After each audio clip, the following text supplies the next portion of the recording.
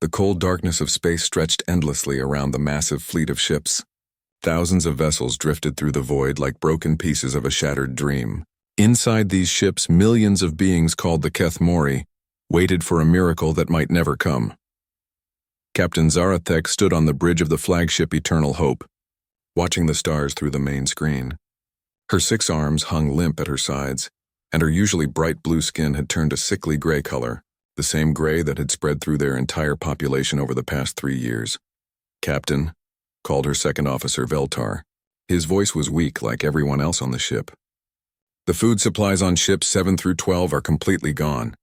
They're asking for emergency rations." Zarathek closed her large dark eyes. "We don't have any emergency rations left to give them." The terrible truth hung in the air between them. Their people were dying slowly but surely. Some ships had already gone dark, their crews too weak to maintain basic systems. The great fleet that had once carried 2.3 million Kethmori now carried far fewer. Each day the number grew smaller. 3 years ago their home star had begun to expand and grow angry. The scientists called it a stellar expansion event, but to the Kethmori it was simply the end of everything they had ever known. Their beautiful world with its purple oceans and silver mountains had been swallowed by the growing star. They had barely escaped with their lives. The fleet had traveled from system to system, begging for help from the other species in the galactic hegemony. The Kethmori had been part of this great union of worlds for over 1,000 years. They had paid their taxes, followed the rules, and contributed to the common good. Surely, in their time of need, the other worlds would help them, but they were wrong. The first rejection came from the Veltari Empire. "Your genetic markers show weakness," the Veltari ambassador had said through the communication screen. "We cannot risk contaminating our pure bloodlines with inferior genes. Find another place to settle." The Crystalline Collective had been next. Their response was even colder. "Resources are limited. We must preserve them for species with greater potential for advancement. The Kethmori have reached their evolutionary peak. It would be wasteful to invest in a dying branch of life." One by one, every member of the hegemony had turned them away. The reasons were always the same: genetic inferiority, limited resources, risk of contamination. The Kethmori were not wanted anywhere in their own galaxy. Zarathek remembered the final meeting with the Hegemony Council. She had stood before the Great Assembly, representing her dying people. She had shown them pictures of Kethmori children, too weak to play. She had shared recordings of their greatest artists and scientists, proving their worth to the galaxy. She had even offered to work as servants, doing any job the other species didn't want to do. The council had listened in silence. Then High Counselor Thexron of the Dominion had spoken. "The Kethmori were always a minor species. Your contributions to the hegemony have been adequate but not essential. We cannot justify the massive expense of relocating your entire population when those resources could be better used elsewhere. We suggest you find an uninhabited world and make do with what you have." But there were no uninhabited worlds that could support their kind of life. The Kethmori needed specific atmospheric conditions, certain minerals in the soil, and water with the right chemical balance. They had searched for 2 years and found nothing suitable that wasn't already claimed by someone else.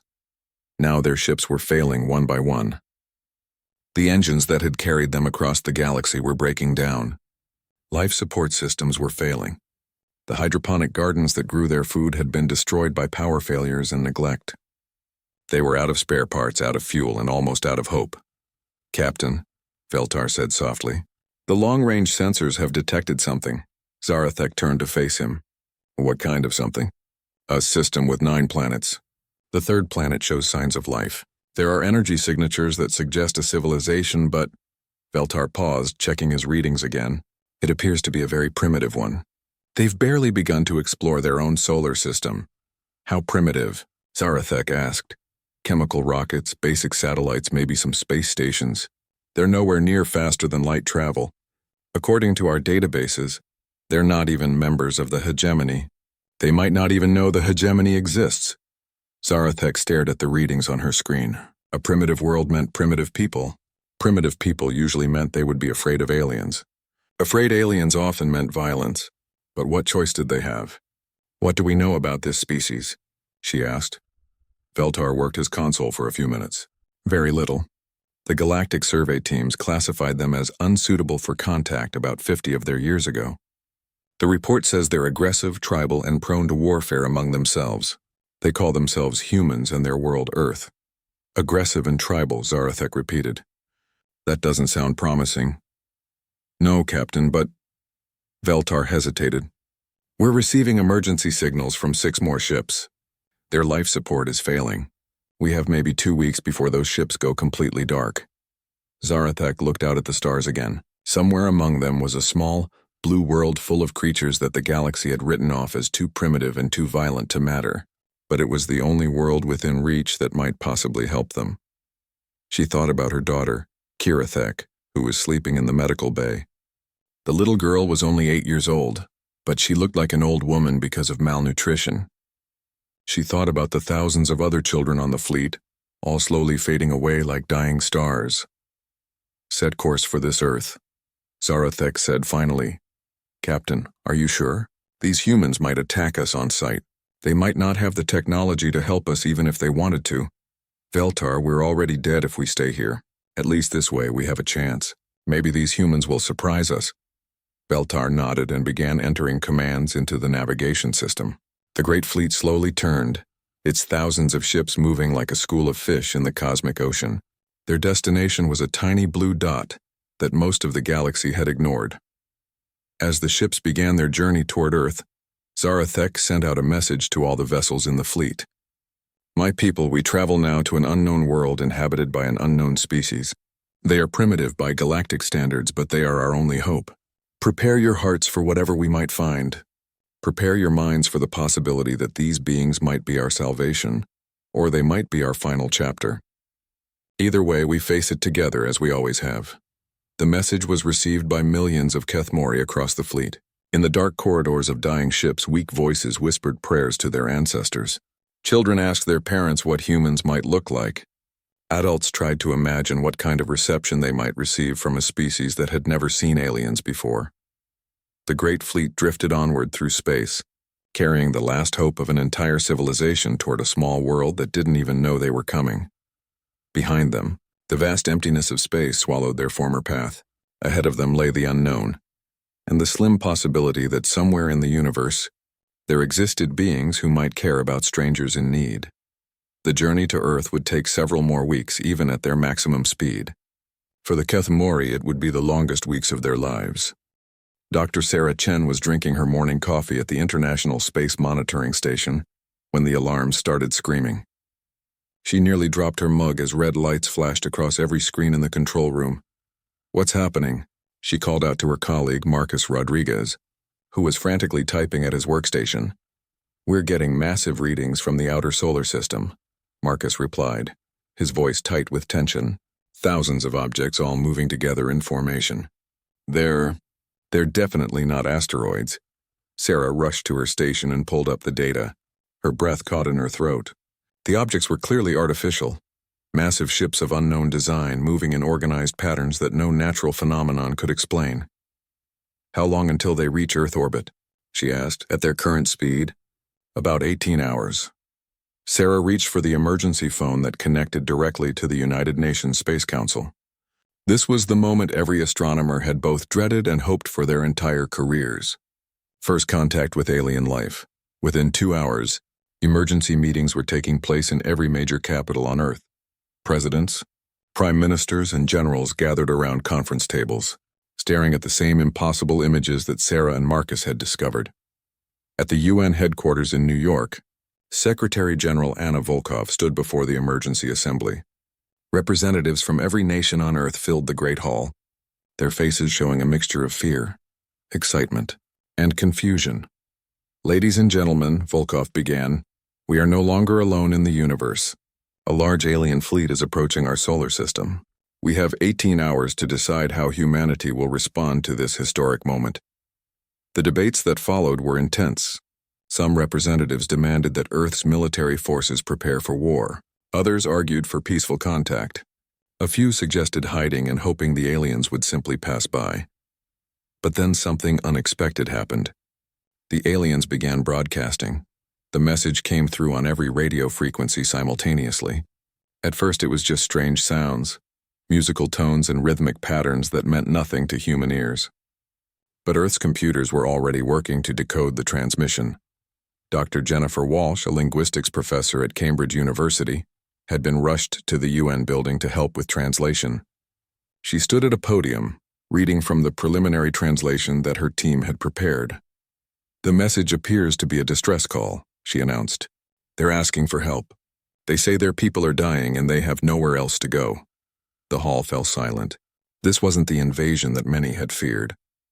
These aliens weren't coming to conquer Earth. They were refugees, asking for shelter. The translation became clearer as the computers processed more of the message. Dr. Walsh continued reading. "We are the Keth Mori. Our world is gone. Our own people have turned us away. We know you do not know us, but we beg you to listen. We have children who are dying. We have old ones who remember better days. We have artists and builders and dreamers just like you. We ask not for your wealth, but for your mercy." As the message played, images began to appear on the screens around the hall, pictures of the Keth Mori ships, showing their damaged hulls and failing systems, pictures of the aliens themselves, tall blue-skinned beings with 6 arms and large sad eyes, pictures of their children, thin and weak from hunger. President Maria Santos of Brazil was the first to speak after the message ended. "How can we turn away beings who are asking for our help? If we were lost in space, wouldn't we hope that someone would show us kindness?" But not everyone agreed. General Harrison from the United States stood up. "We don't know anything about these aliens. They could be lying. This could be a trick to get us to lower our defenses." "Look at their ships," President Kim of South Korea replied. "Half of them are barely functioning. If they wanted to attack us, they would have done it already." The debates continued for hours, but something remarkable was happening outside the UN building. News of the alien refugees had spread across the planet, and people everywhere were reacting. In Tokyo, a group of students organized a rally, holding signs that read, "Welcome to Earth," in dozens of languages. In Lagos, church groups began collecting food and medical supplies. In New York, children drew pictures of humans and aliens holding hands. Social media exploded with messages of support. "Welcome Keth Mori" began trending worldwide. Musicians wrote songs about opening Earth's doors to strangers. Artists created images of humans and aliens working together. But it wasn't just emotional support. Engineers and scientists began volunteering their time to help figure out how to assist the alien fleet. Farmers calculated how much extra food Earth could produce. Doctors studied the biological data the aliens had shared, trying to understand their medical needs. Captain Susan Miller of the International Space Station was one of the first humans to volunteer for direct contact. "I'll take a shuttle up to meet them," she announced during a video call with Mission Control. Someone has to show them that we're willing to help. The decision wasn't easy for world leaders. Many were still afraid. Earth had only just begun to explore its own solar system. Humans had barely managed to establish permanent bases on the Moon and Mars. How could they possibly help millions of alien refugees? But as the hours passed, public opinion became clear. Around the world, people were demanding that their governments act with compassion. Protests erupted in capitals where leaders seemed hesitant. Citizens called their representatives, sent emails, and filled the streets with demands for action. In London, Prime Minister Thompson announced that Britain would offer sanctuary to any Keth Mori who needed it. In Germany, Chancellor Miller began organizing medical supplies. In Canada, Prime Minister Brown offered to share Earth's agricultural technology. The breakthrough came when Dr. James Park, a young engineer from Seoul, figured out how to adapt human technology to help repair the Keth Mori ships. "Their fusion reactors work on the same basic principles as ours," he explained to the Emergency Council. "We can help them fix their power systems." By the time the Keth Mori fleet reached Earth's outer atmosphere, humanity had made its decision. Secretary General Volkov broadcast a message to the approaching ships. "People of Keth Mori, this is Earth calling. We have heard your request for help and we say yes. We welcome you to our solar system. We will share what we have, and we will work together to help your people survive." Captain Zarathek received the message on the bridge of the Eternal Hope. She had expected fear, rejection, or maybe silence from these primitive humans. Instead, she heard words of welcome from a species that barely knew her people existed. Tears began flowing down her blue cheeks. The first Tears of joy she had shed in 3 years. Veltar, she said to her second officer, prepare a response. Tell the humans that the Kethmori accept their offer with gratitude. Tell them that we will remember this kindness for as long as our species exists. As the alien fleet moved into Earth orbit, humans around the world watched their screens in amazement. Ships began launching from Earth, carrying food, medical supplies, and repair equipment. The International Space Station became a meeting point where humans and Kethmori could work together. The first alien refugee ship docked with Earth's largest orbital facility just 24 hours after first contact. When the airlock opened, Captain Miller stepped forward to greet Captain Zarathek. Welcome to Earth, Miller said, extending her hand in the universal gesture of friendship. Zarathek looked at the small human woman before her, then carefully reached out with one of her 6 arms to take the offered hand. Thank you, she said in her newly learned English. Thank you for giving us hope. Behind them, both species watched as history was made. Humans and aliens meeting not as conquerors and conquered, but as neighbors offering help to neighbors in need. The age of human isolation in the universe was over. The age of human compassion was just beginning. 6 months after the Kethmori arrived, the world had changed in ways no one could have imagined. In the fields outside Mumbai, human farmers worked alongside tall blue figures with 6 arms, learning how to grow crops that could feed both species. In the laboratories of Tokyo, Kethmori scientists shared centuries of knowledge with human researchers who asked questions that no one had thought to ask before. Dr. Amira Hassan stood in her laboratory in Cairo, watching in amazement as her new colleague Tekvar manipulated a holographic display with 4 of his arms while taking notes with the other 2. The Kethmori had technology that seemed like magic to humans, but somehow working together, they were creating things that neither species could have built alone.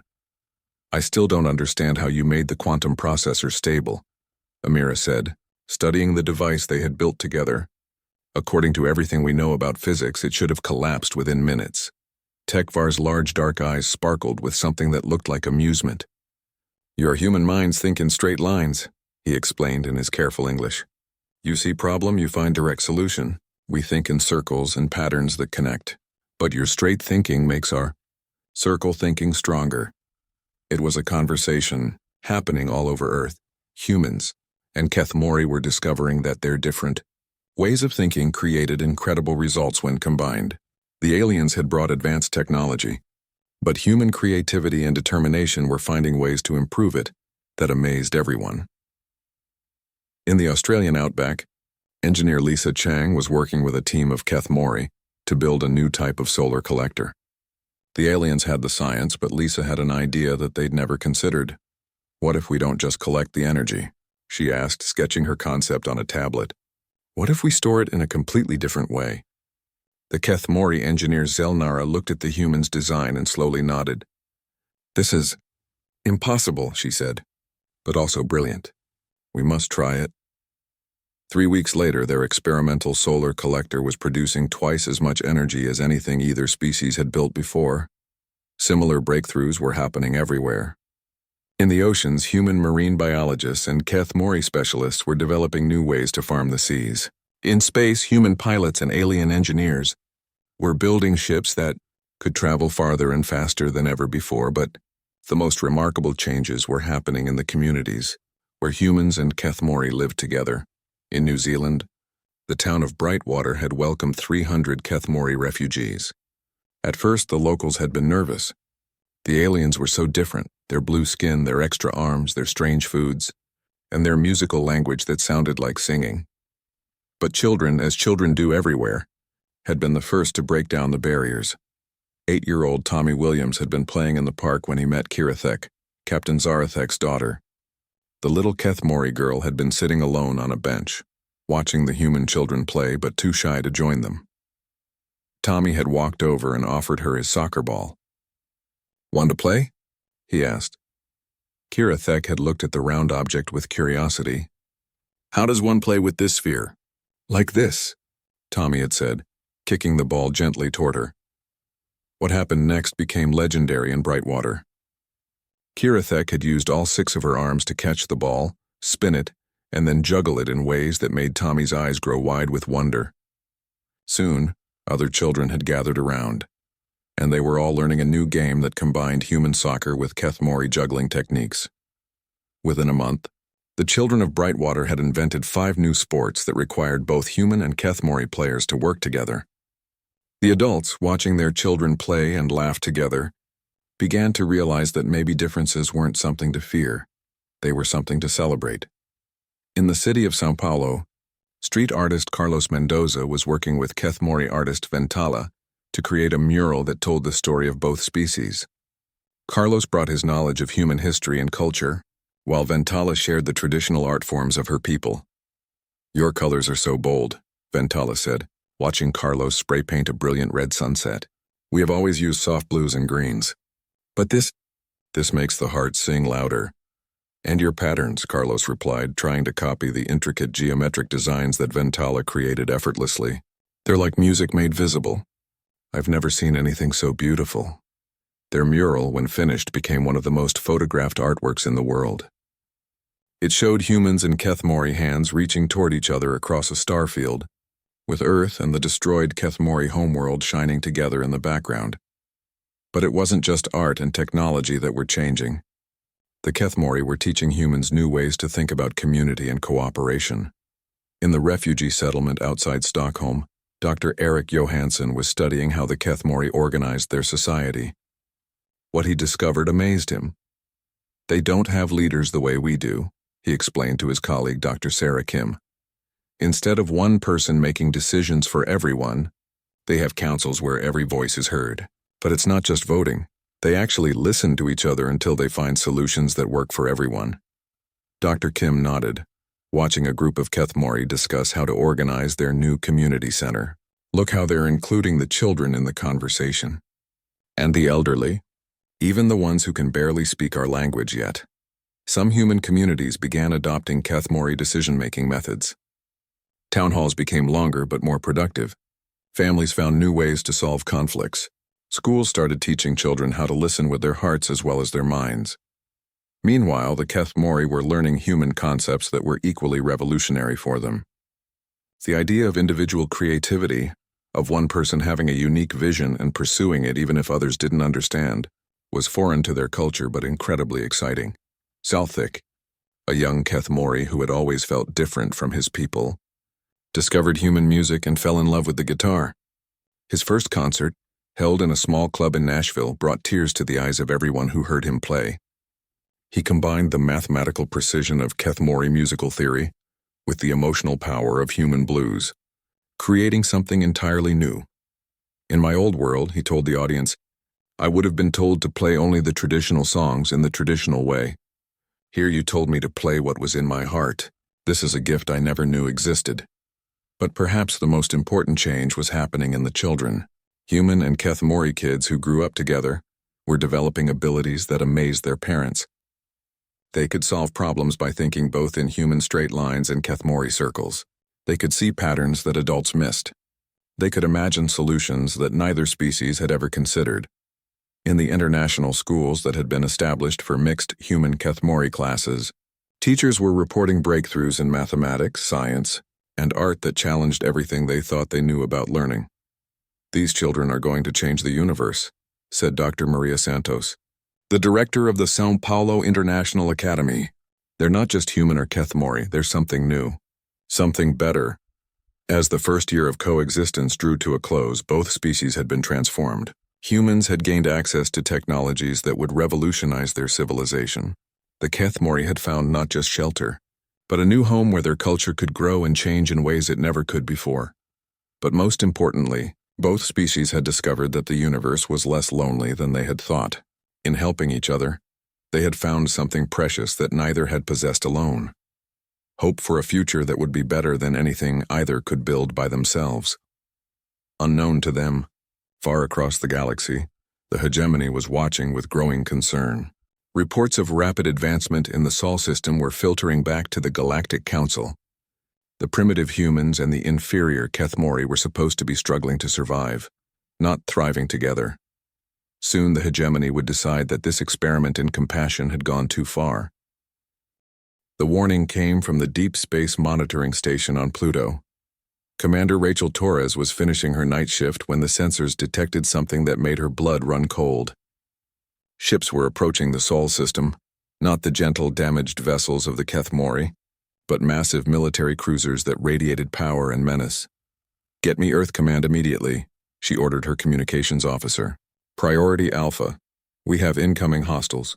Within minutes, every defense station in the solar system was on high alert. The ships approaching Earth were unlike anything in the databases, sleek, dark vessels that seemed to absorb light rather than reflect it. They moved in perfect formation, their weapons powered and ready. Admiral Chen received the report at his headquarters in Geneva. He looked at the tactical display showing dozens of alien warships approaching Earth and felt a chill of fear. These weren't refugees asking for help. These were conquerors coming to take what they wanted. "How long until they reach Earth orbit?" he asked his aide. 6 hours, sir." "Should we prepare the defense fleet?" Admiral Chen thought about Earth's defenses. In the year since the Kethmori had arrived, human technology had advanced dramatically. The combined human-Kethmori shipyards had produced vessels that were faster and more efficient than anything Earth had built before. But they were still primarily designed for exploration and trade, not war. "Yes," he said. "Prepare everything we have. And get me Captain Zarathek." Zarathek was in the orbital shipyard above Earth when the call came through. She had been working with human engineers to design a new class of deep space explorer when her communicator buzzed with an emergency signal. When she saw the images of the approaching fleet, her face turned a deeper shade of blue. "Hegemony battle cruisers," she whispered. "They've found us." "Who are they?" Admiral Chen asked. "What do they want?" "They are the ones who abandoned us," Zarathek replied, her voice filled with old pain and new fear. "The Galactic Hegemony. They must have been monitoring our communications. They've come to finish what they started."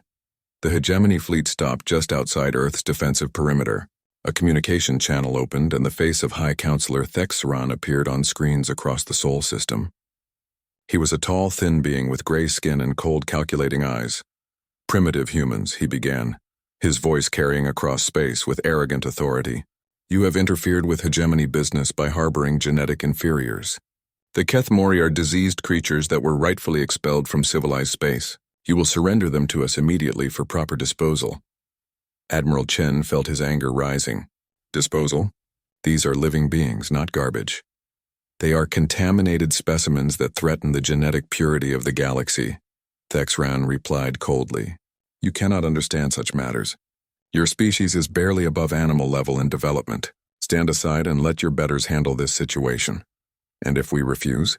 Chen asked. Thexran's expression didn't change. "Your planet will be sterilized. We will remove the Kethmori contamination and eliminate any humans who have been exposed to their genetic influence. Consider this your only warning." The communication ended, leaving the Sol system in tense silence. Within an hour, emergency meetings were taking place across Earth. World leaders gathered virtually to discuss humanity's response to this ultimatum. The debate was fierce but brief.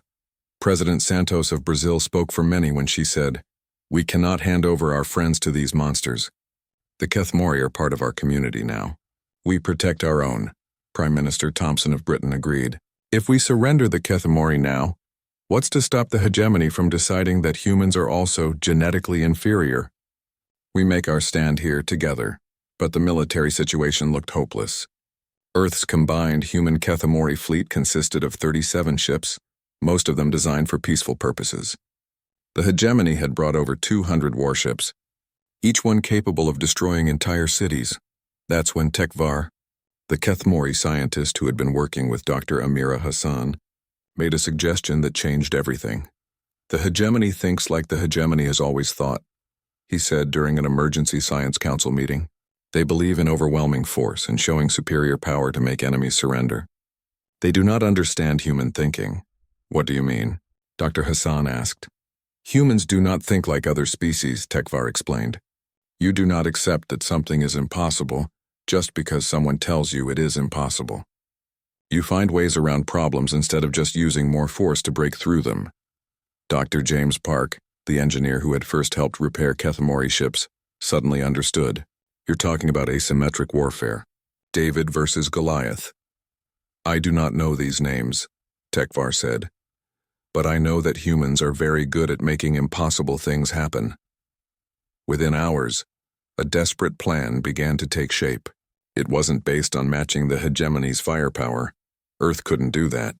Instead, it relied on human creativity and Kethmori knowledge, working together in ways the enemy would never expect. The civilian ships in Earth's orbital shipyards were quickly converted into decoys using Kethmori holographic technology. Cargo vessels were equipped with human-designed stealth systems that made them nearly invisible to hegemony sensors. Most importantly, the asteroid mining stations throughout the solar system were turned into massive kinetic weapons using a combination of human engineering and Kethmori. Physics Captain Zarathek stood on the bridge of the newly commissioned Earthship Unity, the first vessel designed entirely by both species working together. Around her, human and Kethmori crew members prepared for a battle that would determine the fate of both civilizations.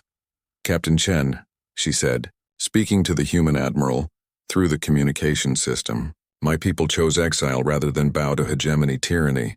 Today, we choose to fight rather than submit to hegemony genocide. We fight together," Admiral Chen replied from his flagship, human and Kethmori side by side. The hegemony fleet began moving toward Earth, confident in their superior numbers and firepower.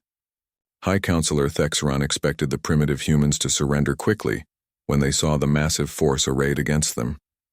Instead, they encountered something they had never seen before. The first wave of hegemony ships ran into a maze of asteroids that had been carefully positioned throughout the outer solar system.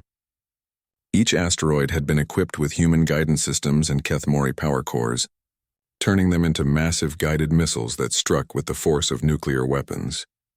When the hegemony tried to target Earth's defense fleet, they found themselves shooting at holographic projections while the real ships attacked from unexpected angles. Human pilots working with Kethmori navigators used the gravity wells of planets and moons to slingshot their small, fast ships around the massive enemy cruisers, striking at weak points that only the combined knowledge of both species could identify.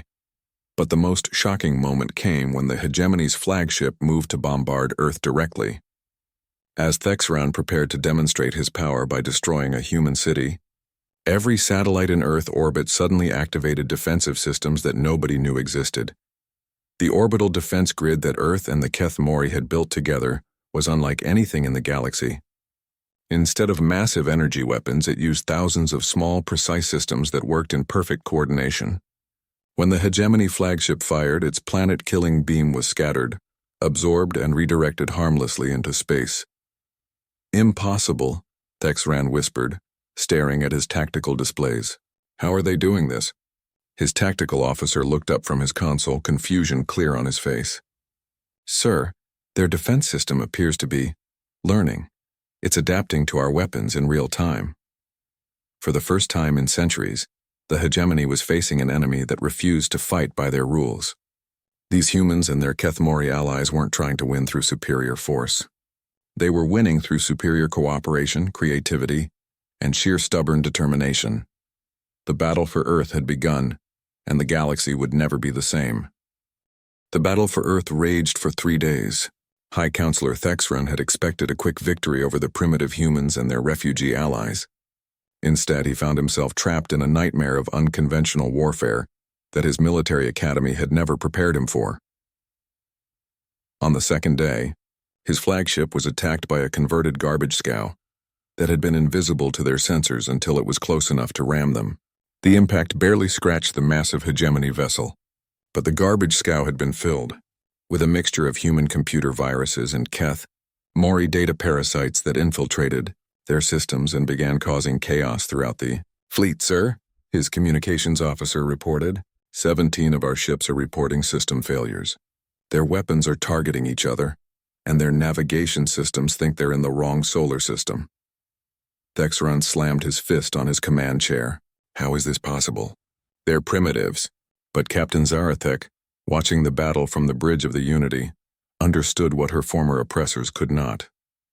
"They think strength comes from having the biggest weapons," she told her human crew. "They do not understand that real strength comes from having the biggest hearts."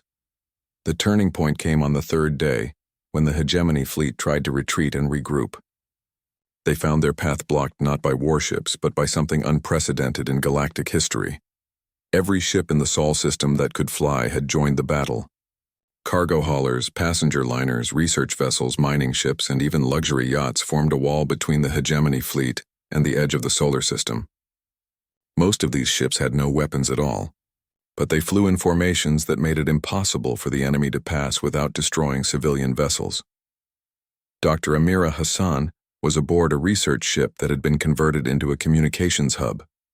She broadcast a message that went out to every vessel in the hegemony fleet. Soldiers of the hegemony, you came here to take away our friends. You called them inferior and diseased. But we have lived with the Kethmori for over a year now. We have worked with them, learned from them, and shared our lives with them. They are not inferior, they are family, and humans do not abandon family. The message was translated into dozens of languages and broadcast on every frequency.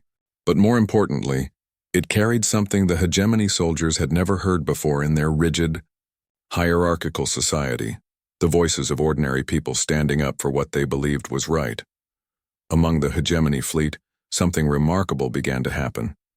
On a small patrol ship, a young Veltari officer named Kextar listened to the human message and thought about his own sister, who had been declared genetically inferior years ago and sent to a labor camp.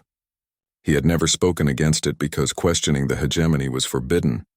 But now, hearing these humans willing to fight and die for beings they had known for barely a year, Kextar made a choice that would echo across the galaxy. He powered down his weapons. "What are you doing?"